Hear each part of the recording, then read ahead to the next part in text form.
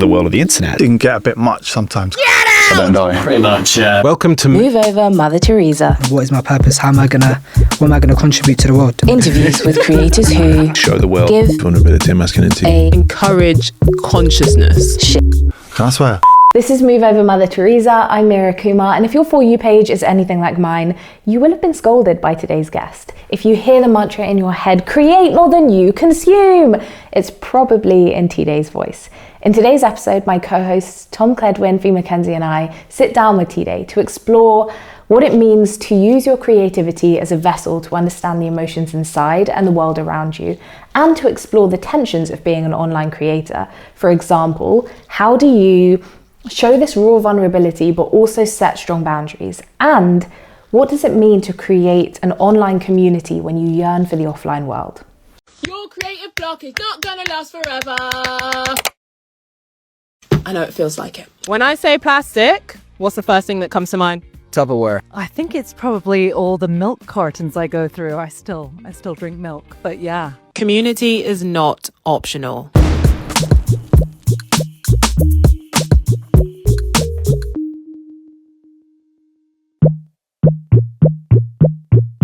Okay, so T, you are an artist, an illustrator, editor, you host live workshops, you do lots of different things. How would you describe yourself? Well, I think that I am someone who just follows my curiosity with creativity. I often like to explore myself with different mediums. And usually that is within the topics of internal understanding. What that means is like selfhood, kind of understanding what it means to be human. But equally, I like to sometimes dip into the external of like, who are we as a community and as like a human race, and like kind of curiosity about the external parts of us. So I do that with painting, but rarely, because I have a bit of a creative block with painting at the moment. But I do that with illustration, with sometimes writing and video editing, these like collage style YouTube videos, which I really enjoy. And I follow my whims. So now I'm following the whim of workshops. I'm really, really passionate about like bringing people together and curating a space of vulnerability. And often that means I have to be vulnerable first to like pave that way, which I'm very happy to do. And my first workshop I did earlier this year was amazing. So that's something I'm exploring now. And yeah, I am a creative polygamist. Let's put it that way. Love. So I'm really curious about this expressing your emotions on video in front of all of these people, whether it's, sometimes you cry in your content, sometimes it's just expressing frustration. And then, like you said, these vessels for your emotions, like the illustration or whatever. How, and I guess, why did you start doing that? Feels like quite a brave choice to make.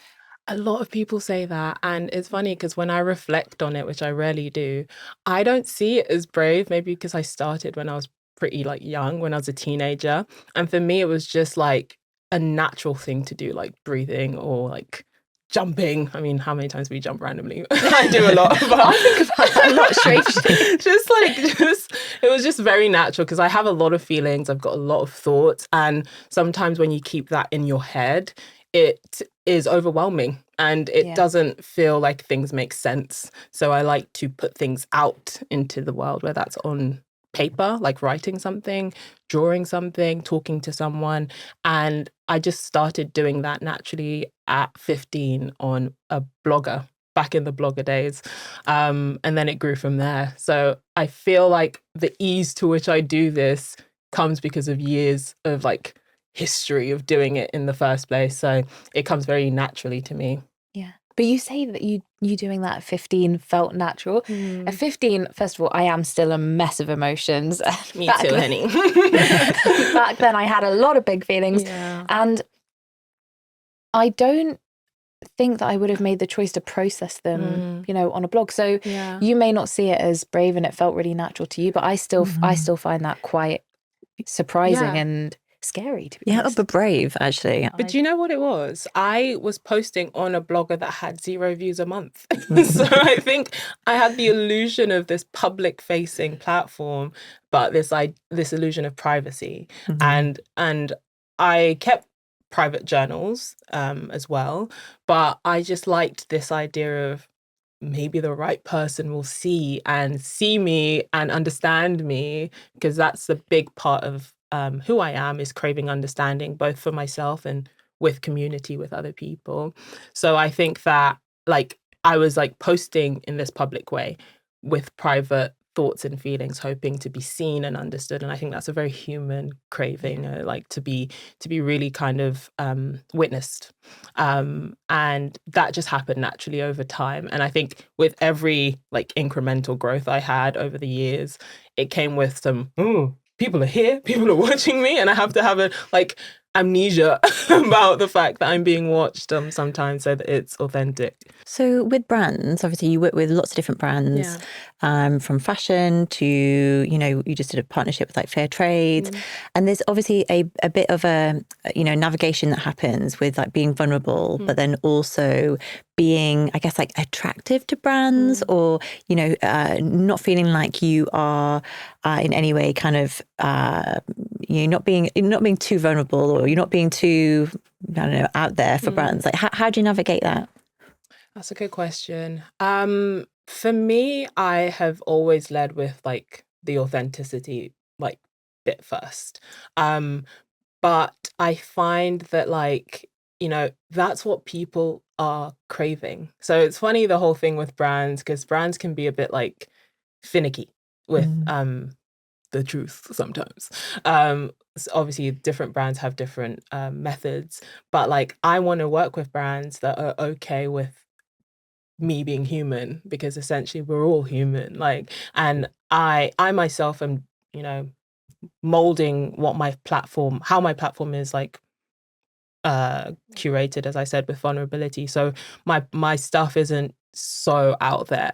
I'm not like tearing things down and like running rampage in the streets, causing riots. But equally, I am sharing, very like soft, gentle parts of myself. And I would hope that the brands that want to work with me like respect that. And how do you sense check that, right? When you're having early conversations with the brand, how do you feel comfortable that there's that alignment? Is that actually part of your perception of the brand as you know it already? Is it part of how they communicate with you as you talk about working together? Yeah, I think usually the initial message kind of reads to me whether they actually really like my content and who I am.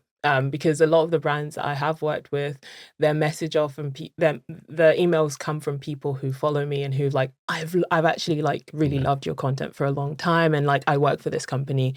So it's very human to human facing, and that's usually those are the brands that I'm like really, really happy to collaborate with, because I know that the people, because sometimes we also see brands as these like, I don't know if this is the right word. I was going to say megamaniac, but that's not the right word. I sometimes get words wrong. But they're these like huge... Monolith. That's a good word. They're huge monoliths, and we see them as like people in and of themselves, but they're like devoid of humanness. Whereas like if you break the brand down, there's like a content strategist who's called Lucy. And she came from Hertfordshire. Like, Lucy. You know what I mean? We love Lucy. Big up Lucy.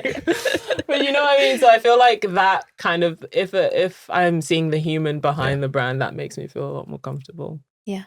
I find that, so I think the first video I saw of yours was maybe December 2024. And that obviously led me to look through your other content. And actually, it's quite confronting to see somebody cry online, especially because I'm the type of person who is, I have a strong... I don't know how to express it. I am who I am at home, and I'm very similar in the workplace or out in public with strangers, but there are parts of me that I keep for home, that I keep for my family. And so I found it really confronting, but in a good way. I was quite surprised. And I wanted to know, people call women emotional. They don't love when we have feelings in the workplace. And I appreciate your workplace is online. It's not necessarily an office. How has that openness been received by your audience? That is such a beautiful question, and I'll tell you why. Because this morning, I'm currently in my luteal phase. See, I'm oversharing again. I'm currently in my Never. I'm currently in my luteal phase. So Open book. Me too. If it helps you Enjoy feel better. I'm currently in my luteal phase, so I have PMDD, which means that when I get close to my period, like my emotions get blown even more than usual. And this morning I woke up at 5, gone through so many different emotions, but still tried to move through, like have a shower, go to pick up my parcel, like keep doing these things. But I would have moments where I had to like wail. And like I was making a TikTok actually after the fact, and I was like, I'm so glad I have a job that affords me the space to do this, like to feel this, because otherwise I would be in the bathroom of the office doing the exact same thing. And then I'll come out and Lucy's going to see me with tears in my eyes and it's all a big palaver. Like, how you doing? Good, thanks, you. And I think I have worked in offices before, and I have had to sort of like split selves, like, you know, the kind of like severance, and I just don't do it very well. I am a very deeply emotional person, and I have to respect that. So I'm on that journey to respecting that, and I'm really grateful that I have a job that honors that and also kind of like appreciates that as a part of my fuel to create. And I think that speaks to each and every person finding what is important for them in terms of purpose, in terms of like work, what can they tolerate, what can't they tolerate. I just can't tolerate being in an office environment 24/7 and having to shield those parts of myself. And also the point of crying on camera is, again, as I said, the way I am online is so sometimes instinctive that I can't even remember what videos I've cried. I'm like, me cry? I've never done that online. No, but I'm sure I have. And like in those moments, I try to. So usually, I stop the camera and try to like have those intense moments by myself. Sometimes I come back on. I don't know. It's just kind of an instinctive thing, because I think there's a nice balance, I think, to strive to reach with how much of that raw emotion you share online. Sometimes I actually am of the opinion to really having the intense rawness, like when you're at the center of like the hurricane, to actually give that some privacy to feel. And then when you're kind of, it's lessening or you're on the outskirts, then you can kind of share your reflections. Or even if you cry online, it's not I don't think anyone online has seen. That might be a lie. There might be 1 or 2 times where I just needed to share help.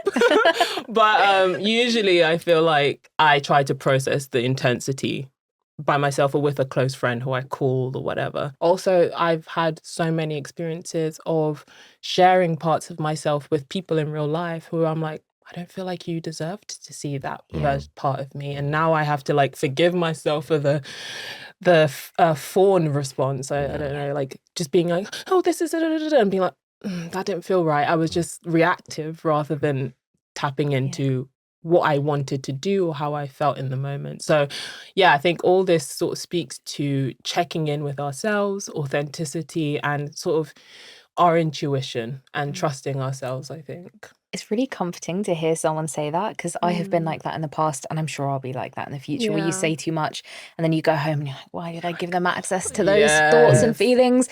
And then I just feel really embarrassed about it, or I just don't feel good. I can't name the feeling so much, but I imagine that's how, you know, I'm an audience member of yours, but I imagine that's how a lot of your audience feels, is this comfort. I'm not alone. Like, you did that and I do that. And you know, well, you're a very beautiful crier, but I happen to be a snotty, ugly crier. I don't think I'm very beautiful when I cry. But it's just modelling that, because we really do a lot in private now, and not so much of these very human things in public. Yeah. But yeah, so it kind of moved naturally from blogging, writing to Instagram, because as I was initially created the Instagram to promote the blog. So didn't really write much in the captions, didn't hashtag, was just like, new blog out, check it out. And that's kind of how it was at uni. And then gradually I was just like, it's just a lot easier to like write in the captions and do some visual content. And then I got a job in advertising when I graduated uni, which is And what were you doing at uni? I did politics and international relations, so very related. I did politics, and my dad really wanted me to work at Goldman Sachs. That was like a family dream because all of my sisters are clever, but I feel like I was the most academic naturally. Like I didn't really try. I was such a skiver, oh my gosh. But I was like, I knew how to beat the system. So I would like write essays really well and do really well. My parents were like, good, get the first, just do it, just focus. And then I went to Manchester Uni, got the first, and they were like, amazing, we're so proud of you. And that's my whole like academic journey was with the core goal of making my parents proud. It was an external thing. It wasn't about me. It was about what my parents wanted. And then after graduating, I went to a networking event for like finance or something. And I was suited and booted. Walked in, hi, I'm T-Day, nice to meet you. I was like, I got chills in my body. It was like, my body was screaming, no, this is not for you, honey. Turn around.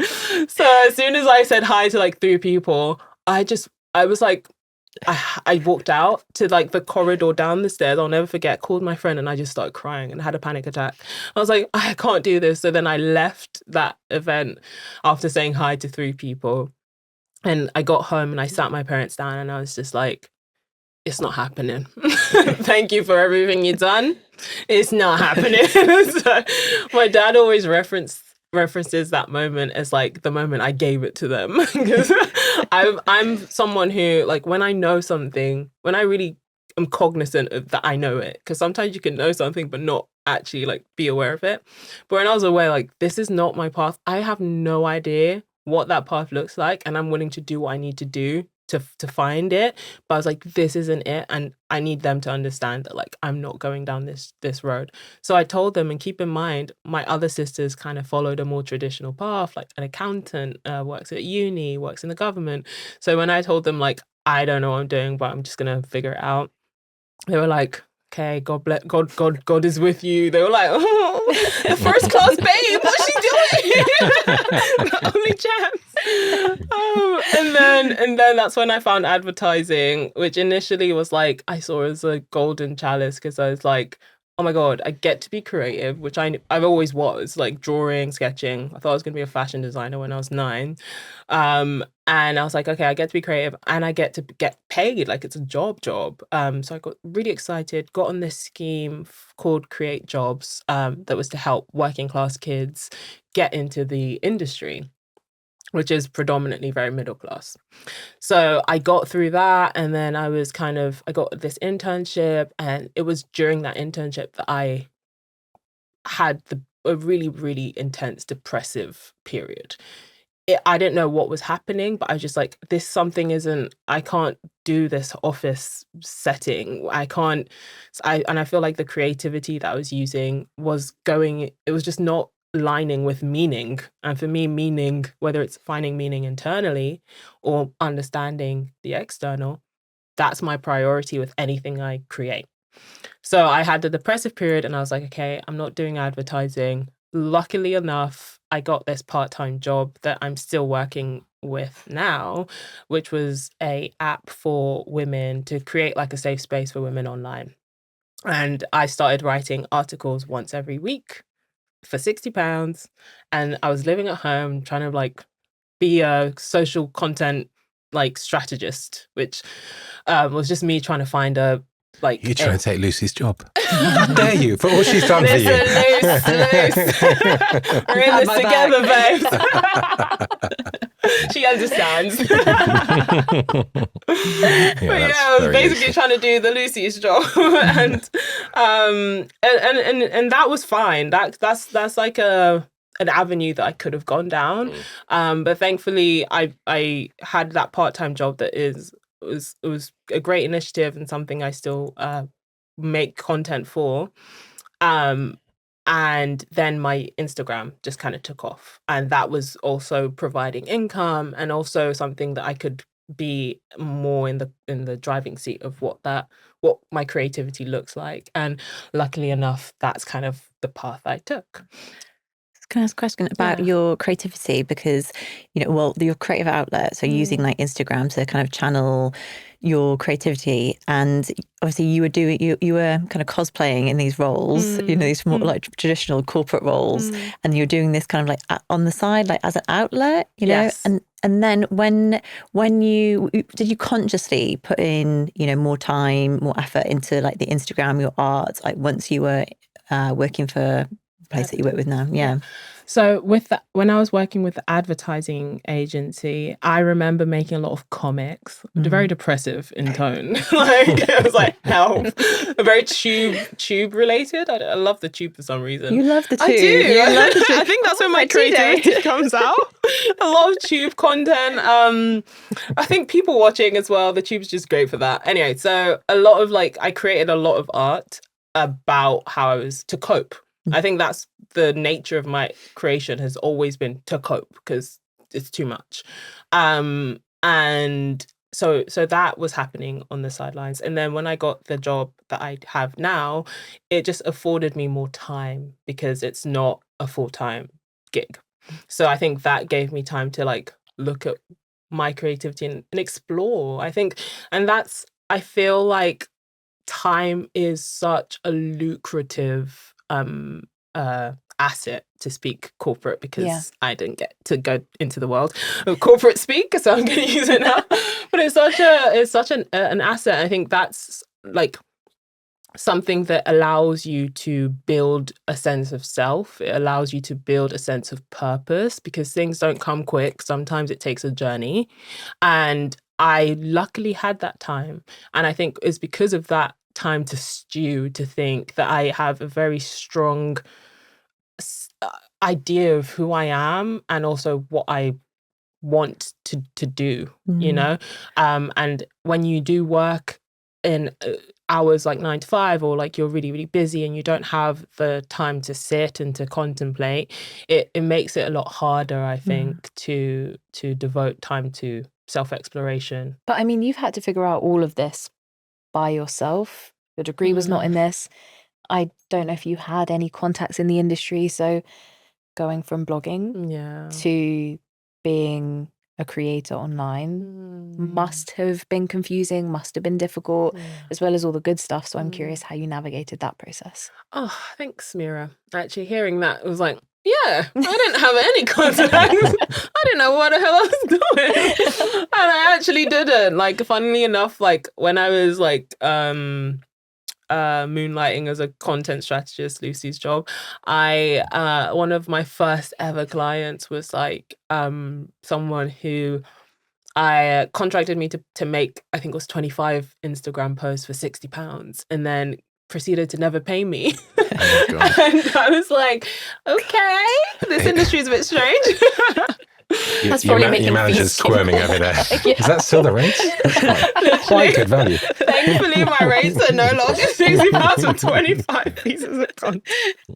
That was scary days. When you told me that the first time, you're like, what? Sorry? But that's kind of how navigating this industry is for working class kids who don't know anything about how this industry is set up. How to do contracts, how to... Exactly. I had to, I think after that incident where I got scammed, basically, I tried to make a contract. I was like, never again. And I just got it from Canva, and I was figuring out, and it's so overwhelming, and then having to do your own taxes. And even to this day, I haven't yet gotten a full grasp of how I'm managing it. But it is especially for creators who are younger, who are figuring things out from the jump, I'm it's so necessary to have these guides, or not guides, what's it called, mentors who can totally guide them into, okay, this is a common trap I went through, here's what you can do, because I totally needed that. And Create Jobs, which is the organization, I guess, that I joined before I joined advertising, they were super helpful for that industry. But obviously, the influencing content creation gig, I completely navigated that on my own. And one thing I will say, there was one thing I wanted to say about the create jobs industry. It was, I feel like even like working class kids, knowing that there's lighting, people with jobs to do with lighting, people with jobs to just do with like not just photography, but like sound and like I don't even know the names fully, but like knowing that the industry is quite big and having like immigrant parents who are like, don't do creativity, don't go down that route because there's nothing there for you, because that they don't know. And because everybody has been fed the struggling artist, like if you want to do the thing you love in the creative industries, you're going to struggle, which I do not believe. Well, we all struggle at times, but I don't believe that has to be the case. But you have to learn how to do the taxes, how to do the expense, how to do your contracts, how to do all of that stuff to not be the struggling artist. Yeah, but also the creative is not just the person on the stage as well. You know, it's like, you know, there's just so many, I think the world of like advertising and creativity is so gig kept because it always has been like very tied to kind of like high art, right, in a way. And obviously content creation has like really opened the doors and it become like very democratic. But yet there's still this like real lack of like information and knowledge available for people. So much to say on that, in the sense that also like someone who I went to school with, because my background was I went to working class school. I'm working class. I went to working class school for the first 5 years. It was an all girls school. I thought to be creative, to work within the creative field, I have to win X Factor or something along those lines. It has to be some sort of like game show. And then I went to a grammar school for sixth form, so the last 2 years, and exposing myself to work like some working class people like me who are in, but also like middle class kids who have uncles within the ad agency and they already got a pencil, like a ad, I forgot what it's called. DNAD, yeah. DDD. Nobody's pencil and like working towards that already knowing what their goals are. And I'm like, as you said, Fee, the industry is big. There's lots of different aspects of it that you wouldn't know unless you know.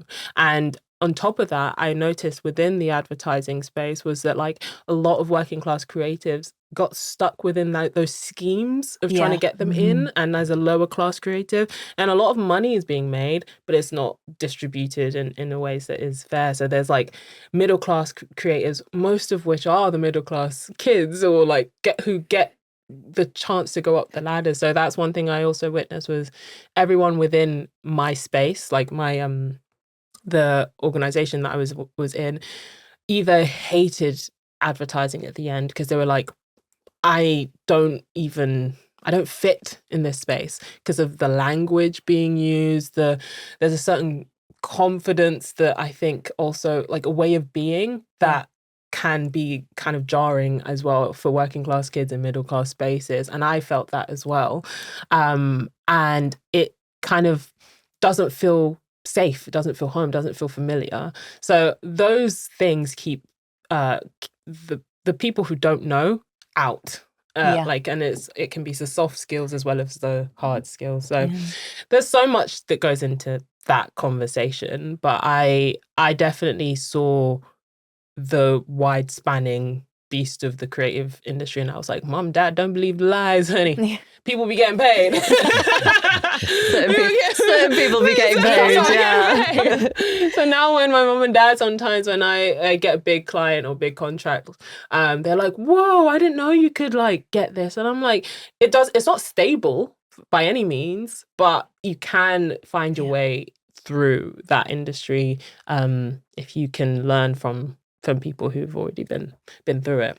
Hi, Mira. So I've thought about who I want to dedicate my ad slot to. And for me, it will have to be my friend Eve, who runs a community event called Special Guest Monthly. And basically, it's an event where everyone in the audience gets to speak on stage if they want to. It's beautiful, it's therapeutic, it's wonderful, just like she is. So yeah, shout out Eve. Amazing person. What advice would you give to like working class creatives or creators that are kind of, maybe they're not, don't come from within the industry or they're self-made? Yeah. Do you have any like tips or learnings that you'd like to share? I would love to say something that doesn't sound like stereotypical, but my first thing that came to mind was like, be audacious. Like, not just in terms of like internships or whatever, but in terms of like, and not to think of it as network, because I don't really like the idea of networking. But if I feel connected to someone, I like to connect and then, how can we collaborate and make stuff? But when I say be audacious, it's like, if there's someone online doing something interesting, reach out to them. Hey, can I have a coffee? I've spoken to a bunch of like kids or like younger people with a podcast because I'm like, great, if you reach out, you don't know, you don't get, kind of thing. And that's one skill that I'm to this day kind of getting better at, is just like reaching out to people that I find interesting. What do they say? Closed mouths don't get fed. Exactly. I really believe that. Exactly. And I'm about to go into a rant, so you can stop me anytime. Here's the break. I'm just giving you all the permission. Is that I think the reason I'm saying this is because I feel like a lot of people, including myself, have learned helplessness, especially when it comes to creating spaces or communities. And I think that we have kind of been stripped from our ability to do things ourselves sometimes, or like put things on, by like capitalism, really. Like this thing of like getting things with ease. And like sometimes you're like, oh, is there an app? Is there someone else already doing this thing that I want to do?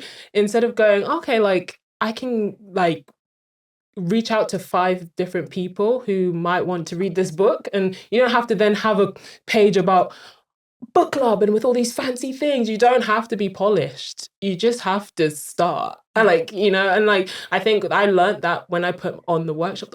I felt amazing after, because I felt connected to the people. But it just started for me asking a venue, hey, can I use this space? And if you're really audacious, can I use it for free? Like, you never know. They might be like, go away. Or they might be like, okay, sure. Like, what are your plans? And then you go from there. So I think I'm speaking more in terms of creating community.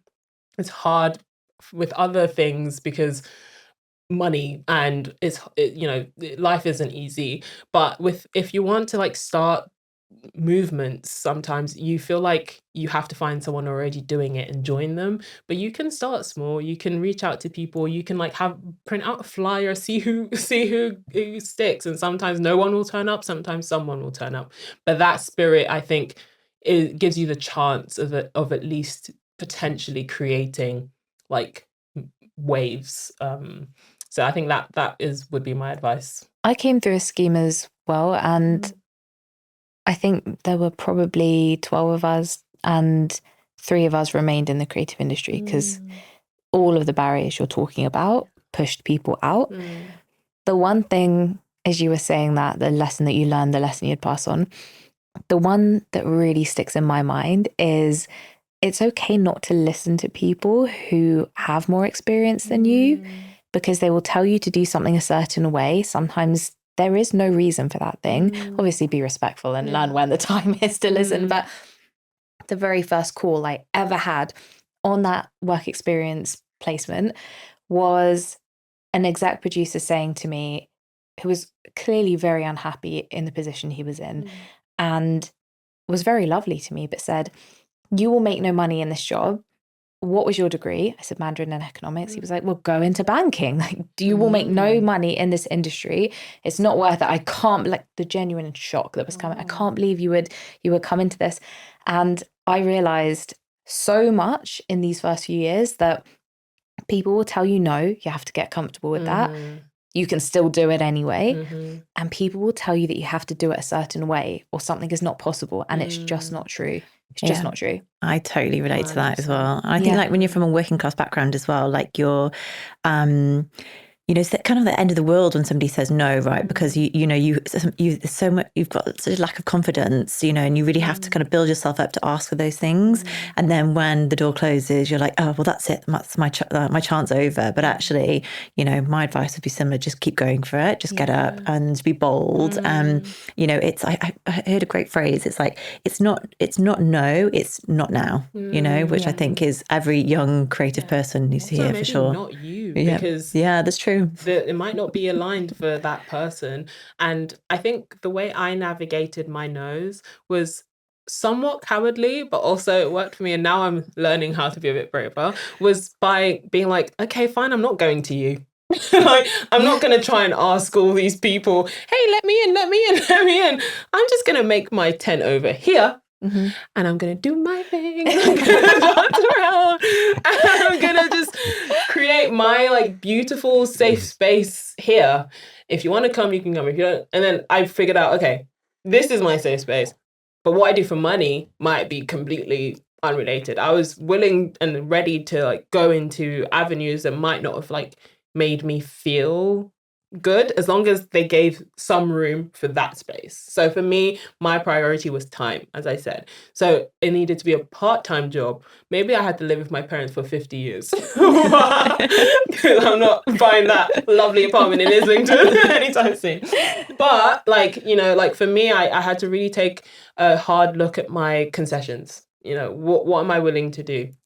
And I was willing to, for me, my priority was having time to tend to this space of mine, whilst also doing what I can to either pay a rent or to get food shop or whatever. And I'm not gonna knock. If you're not gonna let me, I'm not gonna knock. But that worked for me. Surprising way of going about it. It's just worked out divinely for me in that way, and it can work out for other people. And I think one thing that I would have done more when I was younger, if I knew I had the ability to, was to create that space with other people. Yeah. Because I just thought I'm doing it alone. I was too scared of people and community. Whereas I feel like that, which is what I'm trying to do now at the workshop, is teaming up with people who have a similar visions, who feel similarly about the way the world moves or how they want to move through the world, and creating this beautiful space with them.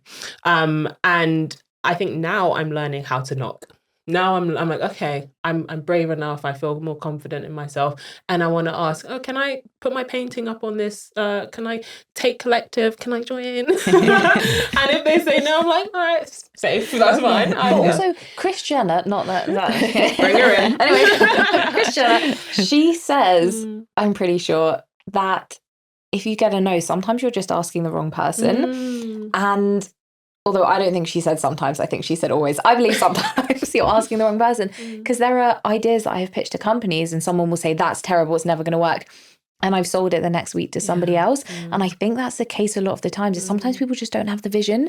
Sometimes people are gatekeeping. Sometimes people just don't like you. And there's lots of reasons and things at work, especially if you come from a different background to people, they may not really want you there. So that is an additional barrier, but there's always someone else you can ask. So massively, don't let other people's projections make you believe that, oh, I have nothing to say or to give or to do. Like, it's building that internal, I guess, foundation and trusting yourself again, kind of like as we said. I also think, and this might be just overly optimistic, but I find myself saying this to a lot of people who, you know, like, who just don't ask for help enough, is that actually you shouldn't think of it as like a burden. You should think of it as an act of service, in that, like, there are a lot of people out there who want to, like, offer up that event space for free because they love what you're doing and play that role in your journey or in the community you're trying to build. But you've got to ask for them to have the opportunity to do that for you. And so I always think, again, it's maybe just a romantic view, but actually it's like you're doing someone a favor by giving them an opportunity to step in and get involved in a way that's generous or whatever it might be. I saw a meme the other day and it was like, we're all, I'm paraphrasing here terribly, but we're all kind of waiting to, for somebody to offer us this opportunity that we could give back to someone else. You know what I mean? I think like in this like very hyper individualized world, we are so solo, and the fact that we're always on our phone all the time, like looking outward, actually most people would be willing to collaborate or, maybe link you with somebody or whatever it is. But yeah, I think we're more generous than I think we are led to believe in this. Because if we don't have to pay for it, then capitalism doesn't exist, right? If we don't, everything we do now is whether you want somebody to walk the dog or, look after your kid or, prepare a snack for you, it's all there and you can buy it. Whereas, I'm paraphrasing another thing I saw on social the other day. So much online. Community is really, community was always free. Tell me if you think I'm wrong here. A lot of the time, if you grow up without the connections, or if you grow up without the money, if you grow up without the opportunity, you learn very quickly to rely on yourself and only your family, or potentially just yourself. And you don't think you can ask other people because you think they're going to say no, because your experience is not one of people offering to help you or one of people doing things for you and not expecting something in return. And I think it's because there are, groups of people who are really vulnerable, and it's asking for help puts you in a very vulnerable position because you are taught there is no such thing as a free lunch. It's a bit of my economics degree coming in. I actually think that's on the front cover of Freakonomics or something, and I didn't actually read that book. But we're not coming across very smart here. Fee has referenced 2 memes. I've referenced Kris Jenner in a book I didn't read. So pop culture. Yeah. So I think that's probably part of it. I know that's why I would never ask for help, and I'm a little tentative now. I try to, but it's because I think, why would you do something for me? Not ask for anything in return. It's a tentative, strange territory to be in. I was gonna add one last thing to this conversation of like what working class kids might be able to do in their journey. And I was like, the word that came to my mind was like being scrappy, like being scrappy. And that is something that was said to me whilst a lot of us in the advertising thing of like, be scrappy. And it's really annoying at one point. But for me, I like even thinking about, I want to do this thing, but I can't get a venue. Go to the park. Go to the park, get people and go to the park, and maybe you don't charge for the first thing or whatever, and you just like spend time. Or I don't know, that like try to find creative little strange ways around it that can. I don't have money to buy a brand strategist thing. Okay, I'm gonna draw it on a piece of paper and like put up a banner. I don't know, and I think a lot of people are. Like we're having. I think society sometimes swings from pendulum to pendulum.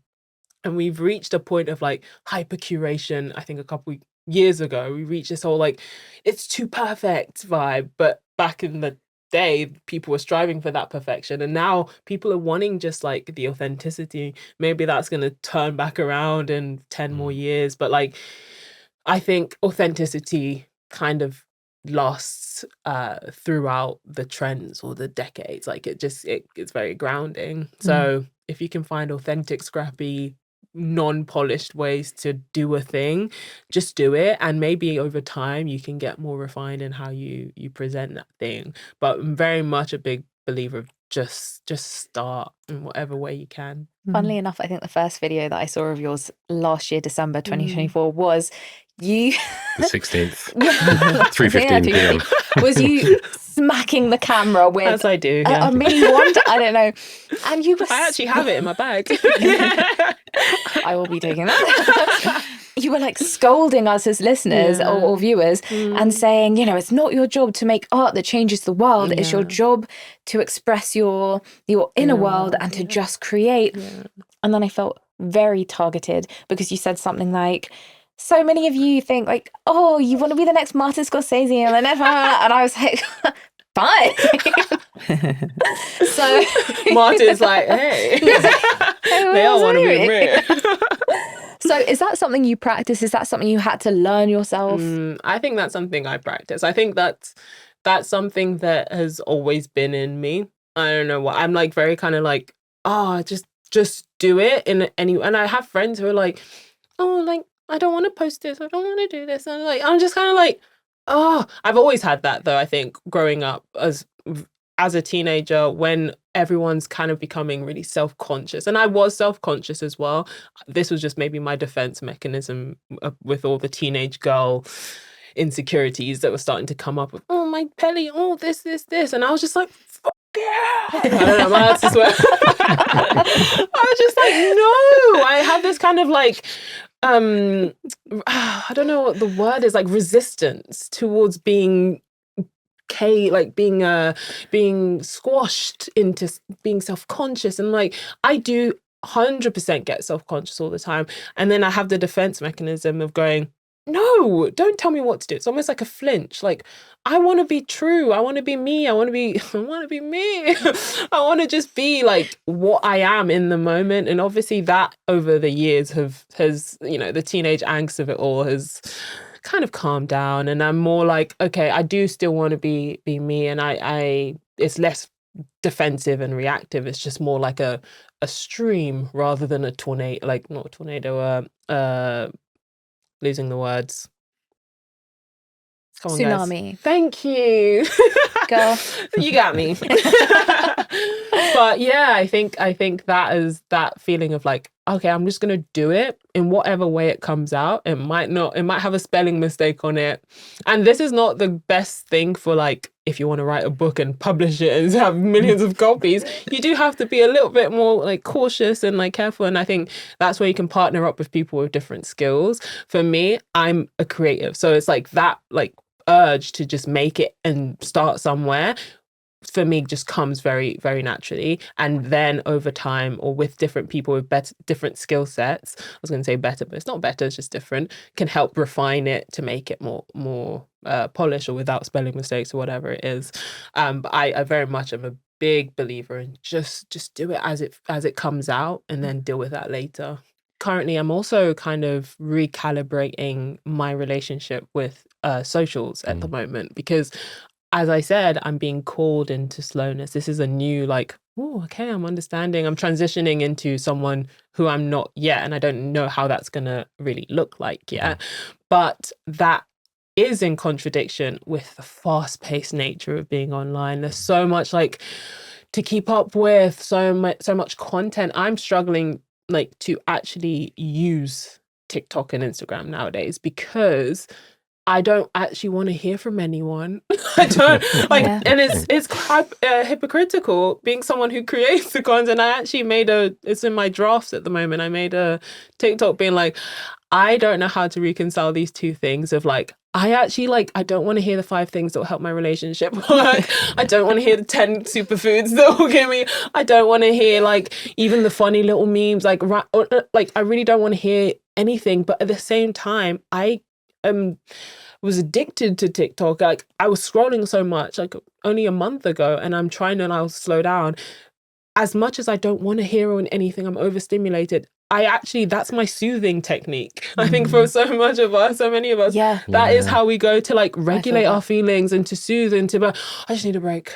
Okay. Well, also you're expecting it of your audience the moment you post. Exactly. 100%. So it's tricky, right? It's such a tricky paradox almost because I am contributing to that as well. But I think for me, I mean, one of my floggings was create more than you consume. So was that you? It was me. I swear on my life. Miri's been claiming that. Since about December last year, I think. No, every day. I think whenever I open TikTok and I go to scroll, I'm like, I'll create more than you consume. Oh my God. I have seen your video, and I knew I had seen it in a video. I didn't remember who it was. Oh my God. I swear that has genuinely made a huge difference in my life. I'm really glad. And it's funny. For me too, it's literally I'm trying to practice that thing that I said, because I'm like, I was consuming so much because I was like, I'm addicted. Like I think a lot of us are actually like, there's so much that we probably don't yet understand. There's going to be studies coming out about use of tech, and already just 5 years ago we didn't have the girl being like maybe you should get off TikTok. You know, that video of her like cleaning up. That never comes up on mine, and That I've been on doesn't come up TikTok for a long anymore. time. I mean, the studies are out, frankly. Oh, are you know. they? But yeah, I mean, but you're right. I mean, the truth is going to just get louder. Yeah, exactly. But you know, I mean, I'm the same. Like, I can recognize this in my own behavior. And I worked at Meta for 7 years and left because of this real like strong feeling of like, God, this, you know, what are these products doing to us? Yeah. And when I went from employee to user, Yeah. you know, I'm still just like struggling to get away. Well, not actually get away from it, just to get a healthy relationship. Yeah. But what I would say, Tide, though, like I think you know, again, this is down to your sort of execution of content. It's really beautiful how, you know, you don't try and play the game at all, right? You're not trying to get some snappy comment in up front, and you're not worried about producing some long, thoughtful carousel that really takes you on a long journey. And I notice even like the music you put to your carousels, it's just like, you know, it just has it in it. It's a sort of slowness. So Tide, I mean, just to echo something you said earlier, this has been amazing. It's sort of a shame it's not just infinitely long. So Mira and I, our sort of day jobs, side hustle, whatever we want to call it, is a project called Drop Dead Generous, which is a social experiment giving 1,000 people around the world a $500 grant to pay it forward through an act of kindness or a crazy project or just basically in aid of someone else in some way. So we have a golden ticket here, and we would love to basically give you one of these grants. It would mostly just be an honor to call you a grantee, but you know, we would just be curious at some point to check in and hear the story of what you did. I'm sure you'd do something really special. But I love this. Thank you so much. And this is my thank you favorite for your color. time today.